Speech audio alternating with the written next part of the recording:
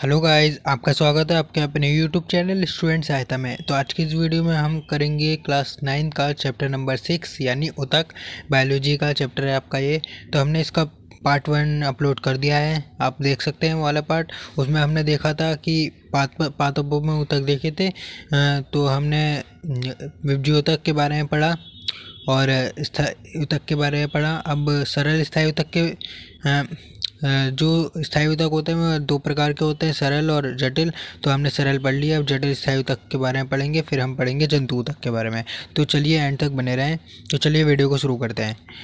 तो अब तक हमने एक ही प्रकार की कोशिकाओं से बने हुए विभिन्न प्रकार के उत्तकों पर विचार करा, यानी जो एक ही प्रकार की कोशिकाओं से बनते हैं ना, उन्हें हम कहते हैं सरल स्थायी उतक। ठीक है, चुके हैं, जो कि एक ही तरह के दिखाई देते हैं। ठीक है, सरल स्थायी उतक एक ही प्रकार की कोशिकाओं से बनते हैं, ये मेन पॉइंट है। ऐसे उत्तकों को साधारण स्थायी उतक भी कहते हैं और अन्य प्रकार के स्थायी उतक को जटिल स्थायी उतक, यानी जो दो या दो से अधिक कोशिकाओं से मिलकर बने होते हैं उन्हें जटिल स्थायी उतक कहते हैं। जटिल उतक एक से अधिक प्रकार की कोशिकाओं से मिलकर बने होते हैं और ये सभी एक साथ मिलकर एक इकाई की तरह कार्य करते हैं, यानी जो एक से अधिक कोशिकाओं से मिलकर बने होते हैं और एक ही साथ मिलकर ये कार्य करते हैं। अब जाइलम और फ्लोएम जो कि पादप ऊतक हैं, जटिल ऊतकों के उदाहरण है। यानी जाइलम और फ्लोएम जो होता है ना पादप में, वह जटिल ऊतक का उदाहरण है। अब इन दोनों को संवहन ऊतक भी कहते हैं, यानी यह खाना और पानी पहुंचाते हैं पौधों में, जड़ों में, और ये मिलकर संवहन बंडल का निर्माण करते हैं, यानी जाइलम और फ्लोएम। अब संवहन ऊतक जटिल उत्पादों की एक विशेषता है जो कि उसको स्थलीय वातावरण में रहने अनुकूल बनाती है। अब चित्र यहाँ पे दे रखा है 6.3 में तने का एक भाग दिखाया गया है। क्या हम संवहन बंडल में मौजूद विभिन्न प्रकार की कोशिकाओं को देख सकते हैं? जाइलम ट्रैकेड यानी वाहिनिका और वाहिका जाइलम पैरेन्काइमा चित्र दे रखे हैं। तो और जाइलम फाइबर यानी फाइबर को कहते हैं रेशा भी, से मिलकर बना होता है। और ट्रैकेड एवं वाहिका की कोशिका विभिन्न कोशिका भित्ति मोटी होती है और इनमें से कोई परिपक्व कोशिकाएं मृत होती है। ट्रैकेड और वाहिकाओं की संरचनाएं नलिकाकार होती हैं, इनके द्वारा पानी और खनिज लवण का ऊर्ध्वाधर संवहन होता है। पैरेन्काइमा भोजन का संग्रह करता है और जाइलम फाइबर रेशम मुख्यतः सहारा देने का कार्य करते हैं। ओके, अब फ्लोएम 5 प्रकार के होते हैं, यानी हमने जाइलम के बारे में पढ़ लिया। अब फ्लोएम जो होते हैं वो ये भी 5 प्रकार के होते हैं। कौन कौन से हैं ये देख लेते हैं। तो चालनी कोशिकाएं पहला ऊतक होता है, और चालनी नलिकाएं यानी चालनी कोशिकाएं, चालनी नलिकाएं और साथ ही कोशिकाएं फ्लोएम पैरेन्काइमा और फ्लोएम रेशे से मिलकर बना होता है। ठीक है, ये 5 प्रकार के होते हैं, इन्हें याद रखें आप। और चालनी नलिकाएं छिद्रित भित्ति वाली तथा नलिकाकार कोशिकाओं की होती हैं, यानी इसमें छेद होते हैं और नलिकाकार इनकी कोशिकाएं होती हैं। ठीक है, अब फ्लोएम पत्तियों से भोजन को पौधे के विभिन्न भागों तक पहुंचाता है। जो फ्लोएम जो ऊतक होता है ना पादप में, जटिल जटिल स्थायी ऊतक होता है ये भी। तो ये इसका कार्य यह है कि पत्तियों से जो भोजन होता है ना पौधों के जो भी भाग होते हैं उन तक पहुंचाता है। ठीक है, यानी इसका भोजन पहुंचाने का काम होता है। और फ्लोएम रेशे को छोड़कर फ्लोएम कोशिकाएं जीवित कोशिकाएं हैं, यानी फ्लोएम रेशा जो होता है वह मृत होता है, फ्लोएम कोशिकाएं जो होती हैं वे जीवित कोशिकाएं होती हैं। ठीक है, तो यहाँ पे अब हमें जटिल ऊतकों के प्रकार दिखा गए हैं, चित्र दे रखे हैं यहाँ पे। ठीक है, तो देखते हैं कौन कौन सा क्या है। तो जटिल ऊतक है ये। पहला हमने पढ़ा था ट्रैकेड जो कि इसमें छेद हैं, और दूसरा था वाहिका, और तीसरा था जाइलम फ्लोएम, और चौथा था फ्लोएम सेक्शन यानी फ्लोएम। इसमें हमने पढ़ा था साथी कोशिकाएं, फ्लोएम पैरेन्काइमा, चालनी नलिका, चालनी प्लेट। ठीक है, तो इसका चित्र दिखा रखा है। आगे बढ़ते हैं। आगे है अब हमारा जो पादपों में ऊतक थे वो यहाँ पे समाप्त होते हैं। अब हम पढ़ेंगे जंतु में ऊतक।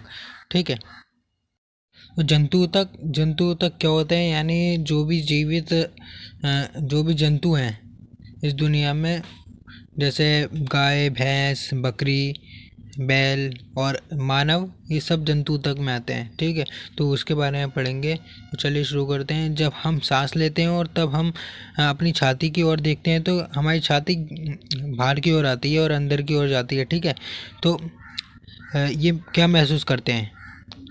तो कुछ तो महसूस करते होंगे। आप सांस लो, अब सांस लोगे तो आपकी छाती बाहर की ओर गति करेगी। शरीर के ये अंग कैसे गति करते हैं, इसके लिए हमारे पास कुछ विशेष कोशिकाएं होती हैं। यानी जो हम सांस लेते हैं ना, तो उसके लिए भी, जो हमारा सीना बाहर आता है उसके लिए भी अलग कोशिकाएं, जिन्हें हम पेशीय कोशिकाएं कहते हैं।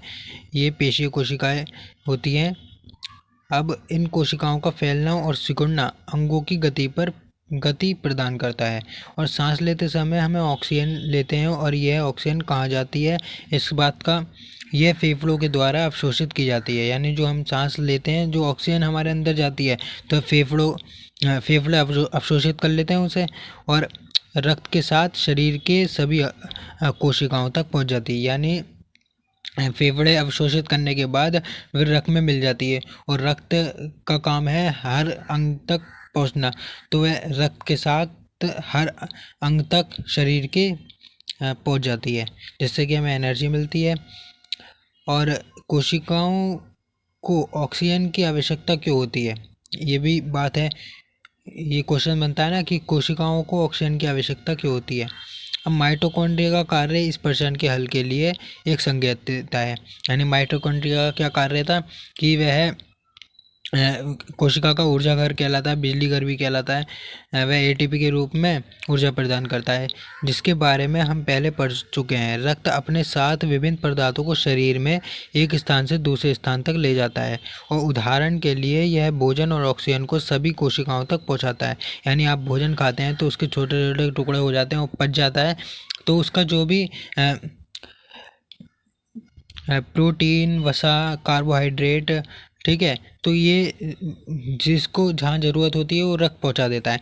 ये शरीर के सभी भागों से अपशिष्ट पदार्थों को एकत्र करने, यकृत और वृक्क तक उत्सर्जन के लिए पहुँचाता है। और रक्त और पेशियाँ दोनों ही हमारे शरीर में पाए जाने वाले ऊतकों के उदाहरण हैं। जो रक्त होता है वह भी एक ऊतक है, और पेशियाँ जो होती हैं वो भी हमारे एक ऊतक हैं, उनके उदाहरण हैं। अब उनके कार्य के आधार पर हम विभिन्न प्रकार के जंतु ऊतकों के बारे में भी पढ़ सकते हैं। अब जैसे कि एपिथेलियमी, ये भी एक प्रकार का ऊतक है। ऊतक, संयोजी ऊतक और पेशीय ऊतक तथा तंत्रिका ऊतक। तो हम इस जंतु ऊतक में 4 प्रकार के ऊतक पढ़ेंगे: एपिथेलियमी ऊतक, और संयोजी ऊतक, पेशीय ऊतक और तंत्रिका ऊतक। रक्त संयोजी ऊतक का एक प्रकार है तथा पेशीय ऊतक पेशी ऊतक का। तो चलिए एपिथेलियमी ऊतक के बारे में पढ़ते हैं।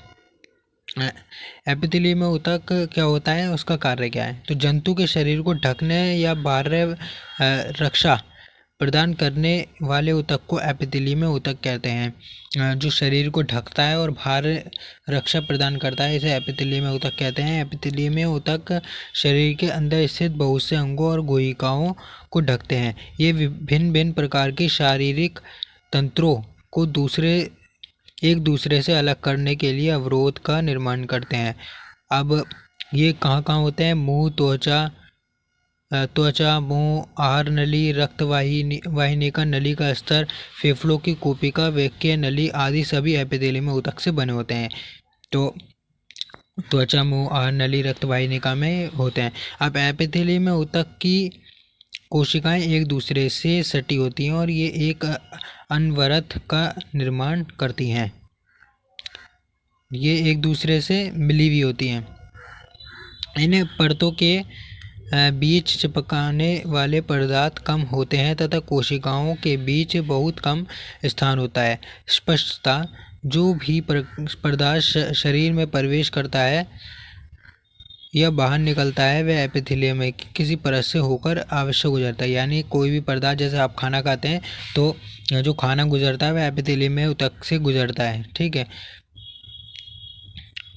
गुजरता है। इसके फलस्वरूप विभिन्न प्रकार के एपिथेलियम कोशिकाओं के बीच की पारगम्यता शरीर तथा बाहरी वातावरण और शरीर के विभिन्न अंगों के बीच पदार्थों के आदान प्रदान महत्वपूर्ण भूमिका निभाती है।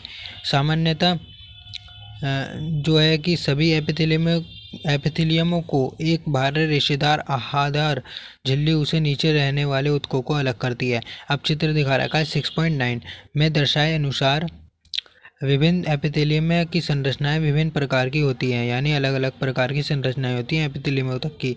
जो अब उदाहरण के लिए कोशिकाओं में रक्त नली का स्तर या कूपी का जहाँ पदार्थों का संवहन यानी वर्णनात्मक परागमय झिल्ली द्वारा होता है, तो वहाँ चपटी हुई एपिथेलियम में होती है। यानी कैसी चित्र दिखा रखा है, जैसे चपटी हुई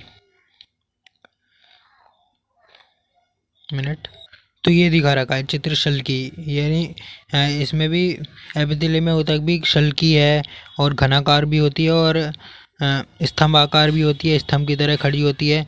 तो अलग अलग हिस्सों में अलग अलग प्रकार के एपिथेलियम में ऊतक होते हैं उससे और स्तरित और शल की, ठीक है। तो अलग अलग जैसे जहाँ पे जिसकी ज़रूरत होती है तो वहाँ पर वही प्रकार की एपिथेलियम में ऊतक होती है।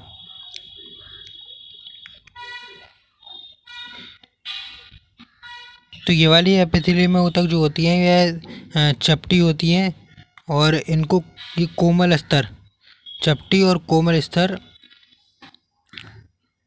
का निर्माण करती हैं। आहार नली तथा मुंह का स्तर शल की एपिथेलियम से ढका होता है। शरीर का रक्षात्मक कवच अर्थात त्वचा इन्हीं शल की एपिथेलियम से बनी होती है। त्वचा की एपिथेलियमी कोशिकाएं इनको कटने या फटने से बचाने के लिए कई परतों में व्यवस्थित होती हैं, तो इतना इम्पोर्टेंट नहीं है ज़्यादा। अब जहाँ पे अवशोषण होता है ना, अवशोषण और स्राव, जैसे आंत के भीतर अस्तर लाइनिंग में वहाँ लंबी एपिथेलियम में कोशिकाएं मौजूद होती हैं। यह स्तंभाकार एपिथेलियम अवरोध को पार करने में सहायता करती हैं। और श्वास नली जो होती है उसमें स्तंभाकार एपिथेलियम में होती हैं और यह एपिथेलियम में ऊतक को कोशिकाओं की सतह पर बाल जैसी रचनाएं होती हैं। ये पक्षाघात गति कर सकते हैं तथा इनकी गति श्लेष्मा के आगे स्थानांतरित करने में साफ करने में सहायता करती है। इस प्रकार एपिथेलियम को पक्षाभी स्तंभाकार एपिथेलियम कहते हैं। यानी ऊपर आपको दिखा रखा है चित्र। अब घनाकार जो एपिथेलियम होती है वृक्क की नली तथा लार जिसमें बनती है ग्रंथि नली के स्तर का निर्माण करती है, जहां उसे यांत्रिक सहारा प्रदान करना होता है। और यह एपिथेलियम शरीर का प्राय ग्रंथि कोशिका के रूप में अतिरिक्त विशेष अर्जित करती है, जो एपिथेलियम ऊतक की सतह पर पक्ष पदार्थों को स्राव करती है। अब जो है हमारा आगे वह है हमारा संयोजी ऊतक। ऊपर यही दे रखा है एपिथेलियम ऊतक जो होती हैं वो 4 प्रकार की होती हैं, यानी ये होती हैं स्तरित शल की और स्तंभाकार, पक्षाभी, घनाकार और शल की। तो ये अलग अलग इनके कार्य होते हैं, अलग अलग जगह पर होती हैं, बस वो याद करना है, ज़्यादा कुछ है नहीं इसमें। अब एपिथेलियम ऊतक के बाद हमारा दूसरा है संयोजी ऊतक। संयोजी ऊतक क्या होता है, इसका कार्य क्या होता है? तो रक्त जो है वह एक ही प्रकार का संयोजी ऊतक जो होता है, आपका रक्त जो होता है खून, तो वह भी एक प्रकार का संयोजी ऊतक है। इसे संयोजी ऊतक क्यों कहते हैं? तो इस अध्याय की भूमिका इस संबंध में एक संकेत दिया गया है। आइए अब हम इस तरह के ऊतक के बारे में विस्तृत जानकारी लें। अब संयोजी ऊतक की कोशिकाएं आपस में कम जुड़ी होती हैं और अंतर कोशिकाएं आधात्री यानी मैट्रिक्स में धसी होती हैं। यानी यहाँ पर चित्र दिखा रखा है 6.10 और 6.10 चित्र है यहाँ पर, एक मिनट ये रहा। तो इसमें तो ये रहे संयोजी ऊतक के चित्र, यानी ये दिखा रखा है कि इनमें जो वो है ये कम जुड़ी हुई होती हैं और आधाती में धसी होती हैं। तो अब यहाँ पे भी कम जुड़ी हुई हैं, तो मिली तो है नहीं, कम जुड़ी हुई हैं, चित्र आपको दिखाया है, ये ज़्यादा जुड़ी हुई नहीं होती हैं, ठीक है। अब आगे बढ़ते हैं। यह आधाती जेली की तरह तरल, सघन या कठोर हो सकती हैं, यानी कौन होता है आपका तरल और कठोर सघन भी हो सकती हैं। अब आधात्री की प्रकृति विशेष तथा संयोजी ऊतक के कार्य के अनुसार बदलती रहती है। अब एक वो है क्रियाकलाप। तो रक्त की एक बूंद स्लाइड पर लें और उसमें मौजूद विभिन्न कोशिकाओं की सूक्ष्मदर्शी से देखें। तो स्कूल में आपको कराया जाएगा ये, जब स्कूल में प्रैक्टिकल होंगे तो ये सूक्ष्मदर्शी से देखेंगे तो आप बताना क्या दिखा आपको। अब रक्त के तरल आधारित भाग को प्लाज्मा कहते हैं, यानी जो रक्त का जो तरल जो होता है ना, तो उसे प्लाज्मा कहते हैं। प्लाज्मा में लाल रक्त कणिकाएं यानी जिसे आरबीसी कहते हैं, रेड ब्लड सेल्स, और श्वेत रक्त कणिकाएं जिसे डब्ल्यूबीसी कहते हैं, हाँ, जिसे वाइट ब्लड सेल्स कहते हैं, और प्लेटलेट्स। तो ये 3 प्रकार के होते हैं और निलंबित होते हैं। और प्लाज्मा में प्रोटीन नामक एक हार्मोन भी होता है। रक्त गैसों, शरीर के पचे हुए भोजन और हार्मोन और उत्सर्जित पदार्थों को शरीर के एक भाग से दूसरे भाग में संवहन करता है। तो रक्त का कार्य होता है जैसे हमारे जैसे पच जाता है भोजन, तो उसके अलग अलग तक भागों तक पदार्थों का संवहन करता है, उत्सर्जित पदार्थों का। ठीक है। तो अस्थि मज्जा एक संयोजी ऊतक का एक उदाहरण है। ये पंचर का निर्माण शरीर के आकार तक प्रदान करती है। ये मांसपेशियों को सहारा देती है सहारा और ये शरीर के मुख्य अंगों को सहारा देती है, यानी अस्थि संयोजी। अस्थि, यह ऊतक मजबूत और कठोर होता है। अस्थि कार्यों के लिए इन गुणों के क्या उपयोग हैं? तो अस्थि कोशिकाओं की कठोर आधाती में धसी होती है और ये जो कैल्शियम तथा फास्फोरस से बनी होती है, यानी अस्थि जो होती है वह कैल्शियम और फास्फोरस से बनी होती है। दो अस्थि आपस में एक दूसरे से एक अन्य संयोजी ऊतक जिसे स्नायु अस्थि बांधन तंतु कहते हैं से जुड़ी होती है। ये ऊतक बहुत लचीली एवं मजबूत होती है और स्नायु में आधाती बहुत कम होती है और अस्थियों को अस्थियों से जोड़ती है। अस्थि जो होती है वह अस्थियों को अस्थियों से जोड़ती है। और एक अन्य प्रकार की संयोजक कंट्रा यानी टेंडन है जो अस्थियों से मांसपेशियों को जोड़ता है। टेंडन जो होता है वह अस्थियों को मांसपेशियों से जोड़ता है और अस्थि जो होती है अस्थियों को अस्थि से जोड़ती है। संयोजी ऊतक के उदाहरण है कंट्रा मजबूत तथा सीमित लचीलेपन वाले रेशेदार ऊतक होते हैं। ओके। अब उपस्थिति एक अन्य प्रकार के संयोजी ऊतक होता है जिसमें कोशिकाओं के बीच पर्याप्त स्थान होता है। इसकी ठोस आधारित प्रोटीन और शर्करा से बनी होती है। यह अस्थियों को जोड़ों को चिकना बनाती है और उपस्थिति नाक, कान, कंठ और श्वास नली में भी उपस्थित होती है। हम कान की उपस्थिति को मोड़ सकते हैं परंतु हाथ की अस्थि को नहीं। यानी हम कान को आप पकड़ें तो उसको तो मोड़ लोगे, हाथ पकड़ोगे तो हाथ को तो नहीं मोड़ पाओगे। अब सोचिए ये दो ऊतक किस प्रकार की भिन्न भिन्न है। तो ये अलग अलग प्रकार के हैं। तो एरियोलर संयोजी ऊतक त्वचा और मांसपेशियों के बीच रक्त नलिकाओं के चारों ओर नसों और अस्थि मज्जा में पाया जाता है। ये अंगों के भीतर की खाली जगह को भरता है और आंतरिक अंगों को सहारा प्रदान करता है और ऊतकों की मरम्मत में सहायता करता है, यानी एरियोलर। तो हमारे शरीर में वसा कहाँ संचित होती है? और वसा का संग्रह करने वाला वसामय ऊतक त्वचा के नीचे आंतरिक अंगों के बीच पाया जाता है और इस ऊतक की कोशिकाएं वसा की गोलिकाओं से भरी होती है और वसा संग्रहित होने के कारण यह ऊष्मीय कुचालक का कार्य भी करती है, यानी ऊष्मा का कुचालक होती है। तो गाइज आपका ये पार्ट 2 यहीं पे समाप्त होता है। अब पार्ट 3 में हम देखेंगे कि पेशी ऊतक और दूसरा ऊतक जो होता है हमारा तंत्रिका ऊतक, तो उसके बारे में हम पढ़ेंगे।